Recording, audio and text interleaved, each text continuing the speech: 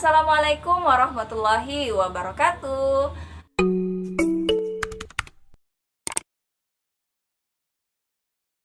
Teman-teman, selamat datang kembali di channel ini. Di video ini kita mau membahas mengenai penulisan atau bagaimana cara menulis atau membuat abstrak. Nah, untuk lebih jelasnya nanti saya akan cantumkan contoh di akhir video. Jadi tetap simak sampai akhir video ini ya. Jangan lupa di subscribe. Nah, apa itu abstrak? Abstrak itu biasa kita temukan pada penulisan skripsi ataupun buku-buku ilmiah ya. Nah, abstrak itu biasa kita temukan di halaman sebelum bab pertama. Jadi abstrak dulu, kemudian bab pertama. Pertanyaan kemudian adalah bagaimana cara membuat abstrak dan apa fungsi dari abstrak tersebut. Mungkin kita ke fungsinya dulu. Fungsi abstrak adalah menyampaikan informasi penting yang sekiranya diperlukan oleh pembaca. Jadi anggaplah misalnya kita ingin membaca sebuah skripsi, tapi kita malas untuk membaca dari bab 1 sampai bab terakhir. Sebagai alternatif kita bisa baca di bagian abstrak. Kemudian bagaimana cara membuat abstrak? Nah, secara umum abstrak itu berisi 3 bagian atau abstrak itu terdiri dari 3 pembahasan. Paragraf yang pertama itu membahas mengenai pendahuluan atau pengenalan tentang skripsi kita, misalnya apa judul penelitian kita, kemudian latar belakang kita mengangkat judul tersebut atau latar belakang kita melakukan penelitian, kemudian apa tujuan dari penelitian tersebut. Kemudian bagian yang kedua adalah berisi tentang informasi mengenai metodologi penelitian.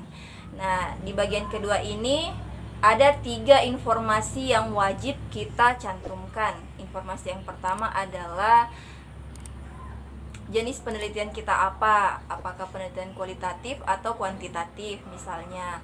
Kemudian informasi yang kedua adalah metode penelitian yang kita gunakan atau metode pengumpulan data yang kita gunakan seperti apa, observasi, wawancara, atau menggunakan angket dan lain-lain ya, seperti itu. Kemudian informasi yang ketiga yang wajib kita cantumkan adalah teknik analisis data apa yang kita gunakan untuk menganalisis data-data yang sudah kita peroleh. Seperti itu.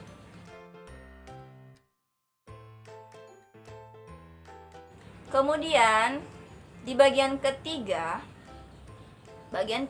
dari penulisan abstrak itu berisi tentang hasil penelitian atau kesimpulan.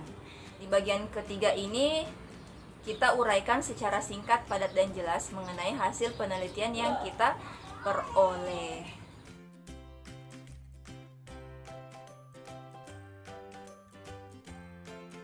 Nah, teman-teman, ini adalah contoh penulisan abstrak. Di paragraf pertama itu berisi pendahuluan.